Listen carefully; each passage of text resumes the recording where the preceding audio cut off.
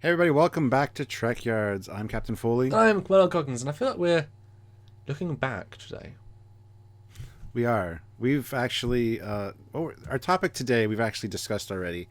January 23rd, 2016 to be exact, where we spoke with the designer himself, Rick Sternbach, about this design, and that is Jupiter Station.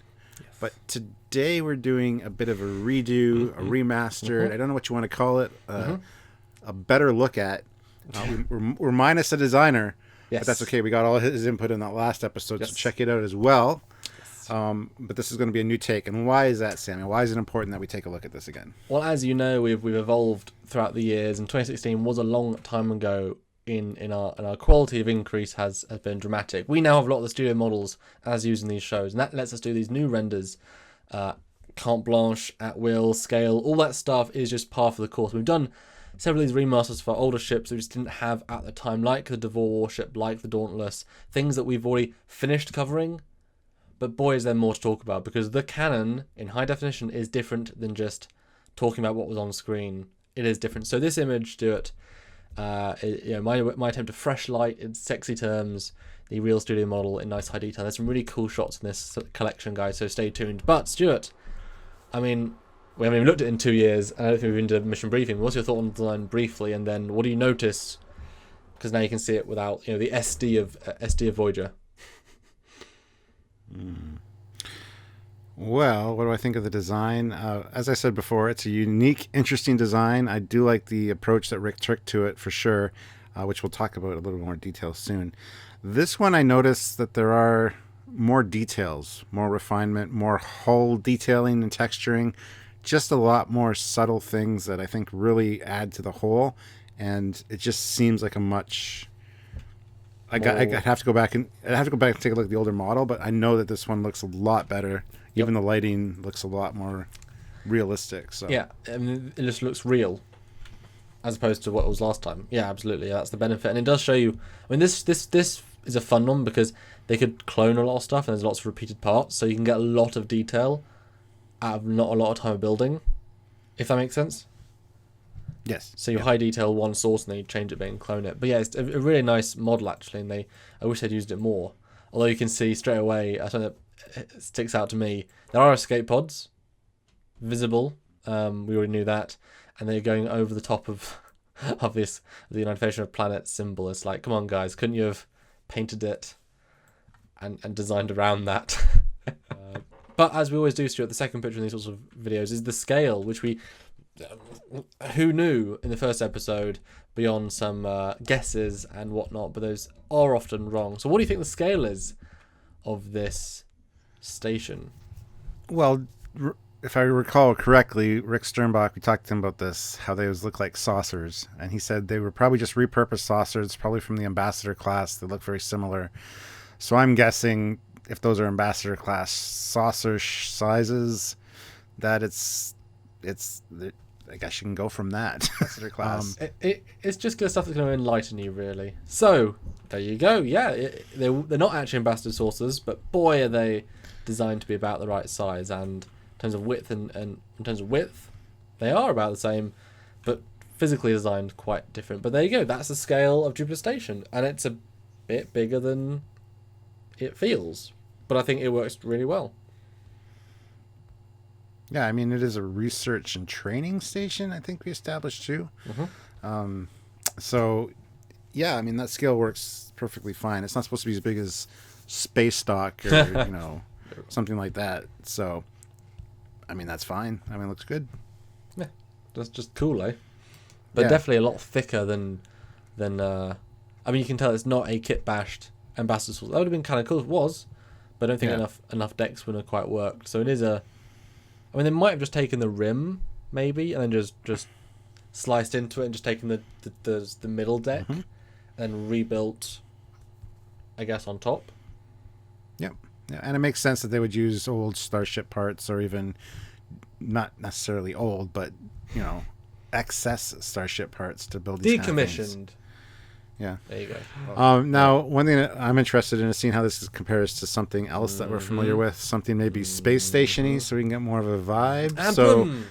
If you go to the next picture, we get a shot of Deep Space Nine. Can't do this anywhere else. See? You got the music. That's nice. There's the refit next to DS9 as well for scale. What do you think? All together. Works fine for me. I mean, it could hold quite the complement of people, actually, Jupiter Station, because there are 3 of those modules stacked on each side. So it's pretty substantial. Yeah, exactly. Especially when you compare it to Deep Space Nine, who they've got quite the complement of individuals as well. So and it's spaced out a little bit differently, but yes. Yeah, and if you think that this is a scientific research lab and stuff, a lot of it is going to be lab areas or offices. Not necessarily like inhabited quarters. Yeah. I mean, it works fine. Although I'm guessing, because we saw Zimmerman, that was obviously the episode we saw his station was Zimmerman. He had his distinct office space, had a little holodeck. I feel like he probably lived like in or around his lab. Might have been his lab / quarters. That could just be him, but I feel like they might just like carve out different zones of different scientists and just say, right, this is your station bit, and then some of the best minds in these fields get to hang out or not hang out, as in Zimmerman's case. What I think is interesting about this though is that now these are all designed. Every ship in this fleet are all designed at radically different times. Actually, Defiant was 3 years after DS9, and that was then 5 years after TNG, and then everything's actually quite far apart. None particularly with thinking about each other as a parallel, except maybe the Ambassador and the D, and the Refit and the D. But look how the central zone of DS9 is very comparable to the central zone of Jupiter Station and of Ambassador. And this was built, Turret Nor, a few years before, not too many, but some, and the Ambassador wasn't too far before the D. So it's interesting that there's some sense of these are all in the same realm of technologies. None of these are hugely scaled up. Space Dock is obviously something special, but that's the Earth Central Federation's primary starbase. I just find it's interesting that without meaning to, there's a parallel there of size, and it makes it all feel like the same universe of design. What do you think? Yeah, I totally agree with that. But you're right. I'm not sure exactly when Trekyards Nor was built. I have a feeling it was an older station around Bajor, because remember, this was a mining station, so it was built specifically for mining, so it's not necessarily, like one of their space docks or one of their space stations. No, but the middle bit is a bit of people lived. That's the bit that the higher ups are. So the middle bit is the most important bit, and everything else is the mining stuff. Yeah. So, I don't know what to say. I mean, it looks amazing. Okay, so actually, it was earlier than I thought. It's 2319 is the is the thingy of Bajor, which is. That's what I thought. I thought it was an older station for sure. Yeah, I knew it was older, but that's older than I thought. And then the Enterprise C was 2344. So actually, wow, this station is 30 years older than Ambassador or Enterprise C. Wow. Which would make sense why they're both biggest. I mean, I'm not saying they correlate exactly. I'm not trying to make that as different species across the galaxy, but the idea of building a central complex in the same ballpark, I just think is quite interesting. Mm-hmm. No, I get where you're coming from, but yeah, it's good to know the age there, because that's very interesting, actually. Yeah. I wonder if it was a silver station at the time, and then 50 years of wear and tear on a cheap station went brown. No, because look at all the new, Cardassian ships. They're kind of that yellowy color. Maybe it started out yellowy and faded to the darker. But anyway, next picture, we get a shot of this. Move us on. Right. Next shot, we get a picture of it from the side. How cool is that? And that's very cool. That is very cool. Absolutely. Yeah, I mean, it's very comparable to the Deep Space Nine. So I don't think I can see any parallels here. It's just interesting. It's just an interesting scale chart to see, And this is Ed this is Ed Jennings' model of DS9 from Eaglemore. So it's a beautiful model. I love the texture in this a lot.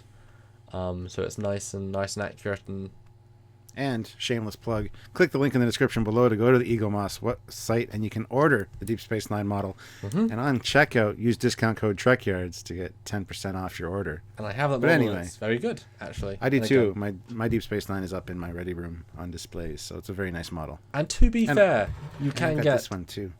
Dun, dun, dun. This is one from Japan, but anyway. Yeah, and to We're be not fair, talking about Deep Space Nine. you can get every ship in this render except Jupiter Station and EagleMoss, so do if you want them. Although they're not at this scale, because if they were at this scale, your house would be DS9, everything else would be... because if they do want the Defiant this big, then everything else would be... No. But Stuart, let's look at some more details of these this station. So the next view is the bottom view, and you can see, one thing we talked about before but never could quite see, does have phaser strips. Boom! Revelation. Very good, yes. Yeah, because we wondered about that, about the defensive capabilities of this thing. Well, they specifically said, in Memory Alpha, Beta, whatever, we said no, not until armed. We were like, that doesn't make sense. Yeah. Because that person didn't have the real model and couldn't see there were actually phaser strips. Boom. Booyah, baby. I think even Rick said that it would make sense to be armed. Yeah. Because it was around, well, it's obviously around Jupiter, because it's Jupiter Station. Yeah. And it's one of the defense platforms, I'm sure, for, the Earth solar system. Yeah.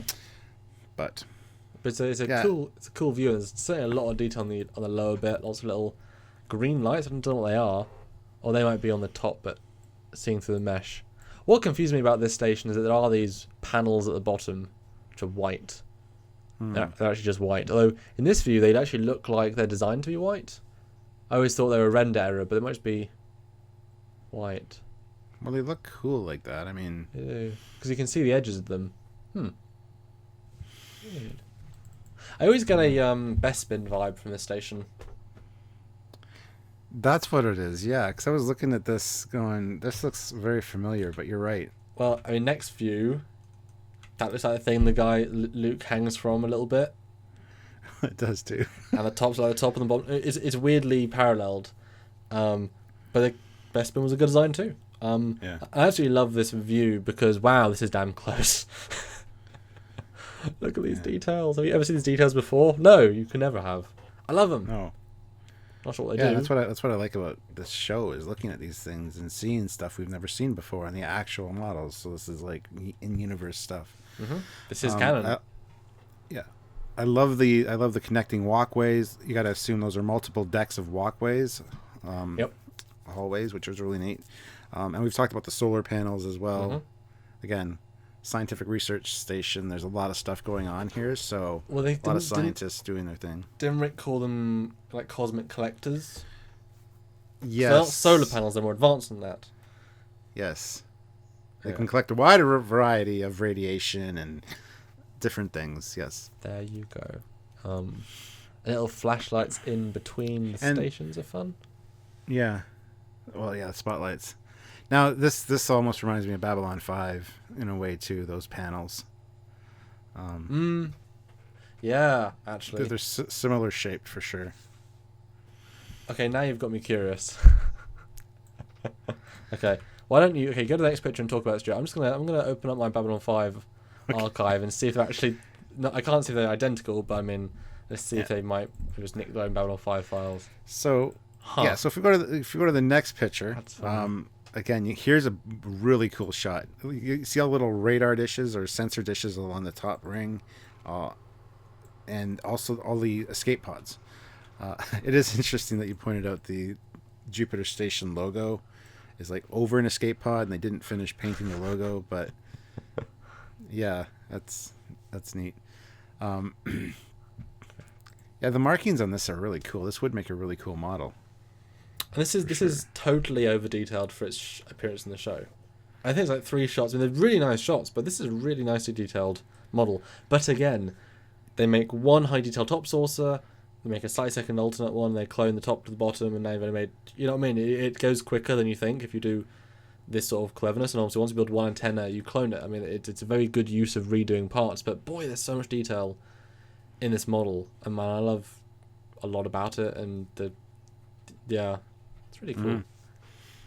And no, they're not the same solar panels as on Babylon 5. Similar, but not quite the same. Yeah, similar. At first glance, they look the same. So Didn't quite steal their own stuff. Yeah. Oh, and look, if you look in the middle of the model, in the middle connecting point, you can see there's a control unit for the collectors with windows, because the bit in front of it wouldn't make sense to have people as a walkway. But there's a... it could be just an observation lounge or like... Oh, sure. But I mean, there's a bar, yeah. But I mean, there's another functional area there, which is kind of interesting. If they're command centers for controlling that, then that's interesting. Absolutely. The next shot is from below. You get to see this probably deuterium storage tanks. Tiberium reactors from Bespin, yeah. Well, yeah, I was going to make that parallel as well, but... again, I really like the design of this station. It is very cool. I'd like to see some deck plans and really get in there, see what's in there. That'd be neat. I like those phaser strips because they're very familiar. They're actually the slightly pointier version you see in Prometheus. So this might have been actually an upgrade to keep it relevant. And there's a lot of phaser strips. Yeah, and interestingly enough, there's none on the middle ring, which is a nice touch. Well, it's because, like I said, the top and the bottom are cloned of each other, which makes sense. Yeah. Would have been well. I mean, firing arc. I mean, they're missing the entire top firing arc, obviously. But if you came from the bottom, you're going to get attacked. From the top, you will attack. It's not the best thing ever, but yeah. I wonder why there's so many. So if you look at the big right in front of camera thing, there's pipes that go around. There's just lots of little pipes that go around little pieces. They don't like necessarily things that hold things. They're just structural things, do you think? Because they're so thin, still quite big compared to the station or compared to a person, but they're all over the station. They're just very cool looking. They just add that extra little bit of detail that makes it realistic, I think. Bit Much like with what John Eves did with the Klingon ships for Enterprise, adding the rigging to them. Yeah. So who knows? Yeah. I also like. I was thinking this in the top view, but I didn't know where I was getting it from. If you look at the bottom of the saucers, there's like several rings of different sorts of windows, which I like. It's a deliberate choice, you know. Like Rick didn't say, "Hey, it's made in different colors." That was a builder's decision. And one's like observation, one's like living, and then you got this inner ring of weird small. Yeah, like I almost imagine those top ones are very similar to the ones we see in Enterprise D. So those are like the quarters, and then the ones below that are more portholes. Those could be some science labs. You don't need as big of windows in the labs. Well, let's go to the next picture because we're getting close to them. Yeah. And then underneath, that last row of the blue ones, that could be like an arboretum or a recreation area, deck-wise. So yeah, that makes perfect sense. Or this view looks underwater. That's where the whales are. That's the whale scientists. We're not joking. No, we're not. Scientists. And this view we can see phaser strips. You can see that all the windows actually cut out the hull, which adds a beautiful level of depth. I mean, this is a model from what 1997, 1999. Something like that, yeah. I mean, this view's beautiful. I mean, look how much details in the background. It looks like almost a NASA thing. I don't remember doing this angle, to be honest, but I'm pretty impressed with the angle. It's just a cool, like... Yeah, it's nice. Mm-hmm. Yeah.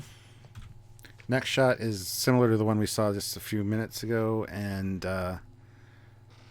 again, the detail, the whole plating on this thing. I like the little, like I said, I like the little radar dishes or just communications dishes scattered all around the top there. Wow, it almost looks like those panels are full of water too. So, I like the Aztecing.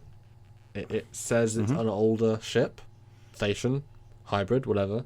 Well, it's interesting. There's also some windows on the outer rim of only the top saucer. I know they're on the bottom, but there's other right on the rim that are confusing because they don't really have anything inside per se. But they're like the big observation rooms. I don't know. Yeah, lecture halls, conference rooms. That'd be cool. Yeah. Yeah. Well, because it is a science and training center station, right? So, one thing I find interesting is there's no escape pods in the middle on the middle portions, just on the upper and lower. And we talked about that with Rick, I think, because we wouldn't want them launching and shooting into the bottom of the thing. Yep. So, it's a nice attention to detail that. So, well, it's interesting. If you look at this is a little modeling thing, but also we didn't see the bottom. But all of the top escape pods, I've got individual numbers, which is an annoying thing to map. The bottom does not. just a level of detail thing. And they're probably going to see it on the top, didn't see it on the bottom, so we're not going to include them. Yeah. Little thing. Oh, and the text is also motion picture era. So that tells us... That's age. Yeah. That's a nice little detail. Yeah. The last shot, the first shot. I mean, it's a really nice model. It's a really good design, really good model, really fleshed out, and I'm really unhappy that it wasn't used more, because this was, especially back then, this could have been a close-up model, an everything model. Yeah, and I think they might have had the intention of using it more with the detail they put into it, and just never got around to it, which makes perfect sense. I mean, we'll use this for something else down the road. Yep. Change a few details on it or whatever, but... Or maybe even because sometimes it's just about time allocation. Maybe because that episode had... I remember that episode because there was two doctors, what's his name, Robert Picardo. I remember the filming of it was quite strenuous because they had to do a lot of doubles, and that was just difficult. Whereas the VFX side, there's only about 5 shots, the entire thing, and it's basically this. So therefore, VFX budget might have all gone towards where we've got time. Because everyone, Foundation Imaging was a really big set of Star Trek fans that wanted to put the time if they could. So if you suddenly had extra time, 3 days more, you can updetail it hugely, and then it makes the shots look even better. So yeah, I'm going to guess it was something like that, given the benefit of the fan love. Yeah. Speaking of fan love, guys, put your comments down below. Don't forget to show that you liked this episode by clicking the like button. Go back and check out the other one that we did with Rick Sternbach, because they get to hear from the designer himself. Yep. And you can compare how that model to this model and how much Trekyards has changed over the years. And that's important because it's all been through fan support, and you guys can help us. And how can they help us? By improving the show even more. So in 2 years, we can visit the actual Jupiter station that we built in orbit, Samuel.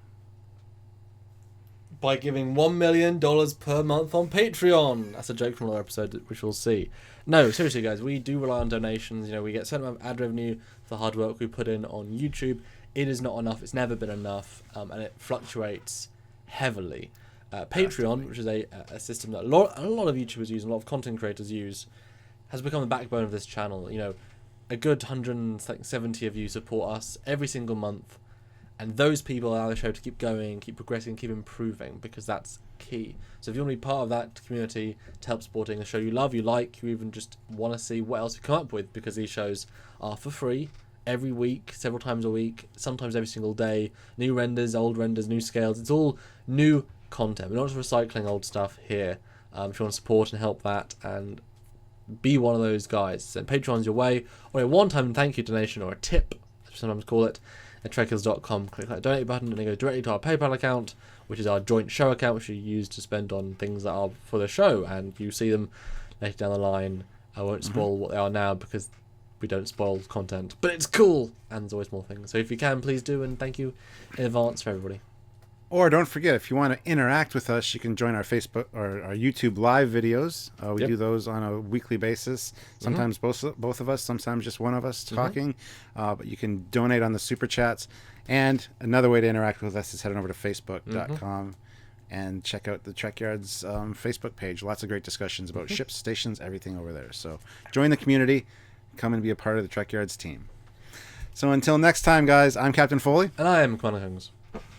See you later.